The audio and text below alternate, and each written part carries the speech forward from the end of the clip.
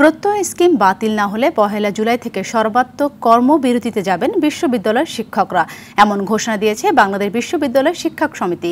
কাল ঢাকা বিশ্ববিদ্যালয় দিবসের সকল কর্মসূচিতে অংশগ্রহণ না করার সিদ্ধান্ত নিয়েছে বিশ্ববিদ্যালয় শিক্ষক সমিতি। তারা বলছেন, প্রত্যয় স্কিম সাধারণ সরকারি চাকরিজীবী ও বিশ্ববিদ্যালয়ের শিক্ষকদের মধ্যে বৈষম্য তৈরি করেছে। এ বিষয়ে আজকের মধ্যে সিদ্ধান্ত কিংবা আশ্বাস না মিললে সর্বাত্মক কর্মবিরতিতে যাওয়ার ঘোষণা দিয়েছেন তারা। সকালে ঢাকা বিশ্ববিদ্যালয় কলা ভবনে আয়োজিত অবস্থান কর্মসূচিতে এমন হুঁশিয়ারি দেন শিক্ষক নেতারা। নগদের কাছে সব গ্রাহকই প্রিয়, তাই তো সারা দেশে ক্যাশ আউট চার্জ সবচেয়ে কম।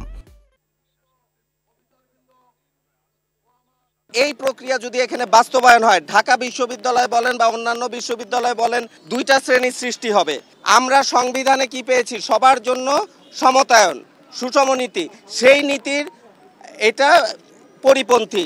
আজকে আমরা এই দাবি না মানা হয়, তাহলে আগামীকাল ১ জুলাই থেকে লাগাতার কর্মসূচি দিয়ে ঢাকা বিশ্ববিদ্যালয়কে অচল করে দেওয়ার জন্য আমরা প্রস্তুত রয়েছি। দর্শক, ঢাকা বিশ্ববিদ্যালয় ক্যাম্পাসে আছেন সহকর্মী সুফিয়ান ফারাবী, সরাসরি যুক্ত হচ্ছেন তিনি। ফারাবী, এই প্রত্যয় স্কিম নিয়ে শিক্ষকদের আপত্তির জায়গাগুলো আসলে কোথায়, আর এই কর্মবিরতির মধ্য দিয়ে তারা কি কি দাবি দাওয়া তুলে ধরছেন, আর এই পুরো বিষয়টিকে কেন্দ্র করে মেধাবীরা শিক্ষকতা পেশায় আগ্রহ হারাবেন কিনা আমাদের জানাবেন। নগদের কাছে সব গ্রাহকই প্রিয়, তাই তো সারা দেশে ক্যাশ আউট চার্জ সবচেয়ে কম। সাথে যেমনটি আপনি বলছিলেন, আমি রয়েছি এই মুহূর্তে ঢাকা বিশ্ববিদ্যালয়ে। কিছুক্ষণ পূর্বেই এখানকার ঢাকা বিশ্ববিদ্যালয় শিক্ষক সমিতি এবং বাংলাদেশ বিশ্ববিদ্যালয় শিক্ষক সমিতি, দুটি সংগঠনের ব্যানারে আমরা সংবাদ সম্মেলন করতে দেখেছি, এবং তাই সেই সংবাদ সম্মেলনে বিভিন্ন পর্যায়ের নেতারা কিন্তু তাদের বক্তব্য তুলে ধরেছেন। এবং আপনি যেমনটি বলছিলেন যে একটি বিষয় এখানে গুরুত্ব আরোপ করা হয়েছে যে সরকারি কর্মচারী এবং কর্মকর্তা তাদের সাথে আর বিশ্ববিদ্যালয়ের শিক্ষক যারা রয়েছেন তাদের মধ্যে একটি বৈষম্য তৈরি করা হবে যদি এই প্রত্যয় স্কিমটা, পেনশন স্কিমটা চালু করা হয়। এই বৈষম্যটার ব্যাখ্যা তারা এভাবে দিচ্ছেন যে বেতন থেকে ৫% কেটে নেওয়া হবে এই স্কিমের কারণে। আর অন্যদিকে হচ্ছে এককালীন যে একটা বৃহৎ অঙ্কের মোটা অঙ্কের টাকা তারা পেতেন, প্রায় ৮০ থেকে ৯০ লক্ষ টাকা, সেটা থেকেও তারা বঞ্চিত হবেন এমন দাবি তারা করছেন। এছাড়া তারা আলটিমেটাম দিয়েছিলেন, বেশ কিছুদিন ধরে তারা আন্দোলন করছেন। আজকেই তারা পূর্ণ দিবস কর্মবিরতিতে ছিলেন। আজকে তারা বারবার বলছিলেন, সকাল থেকে আমরা জানাচ্ছিলাম দর্শকদেরকে যে যদি সরকারের কোনো পর্যায় থেকে কোনো ধরনের আশ্বাস কিংবা সিদ্ধান্ত না জানানো হয় তাহলে তারা আসলে আগামীকাল থেকে সর্বাত্মক কর্মবিরতিতে তারা যাবেন।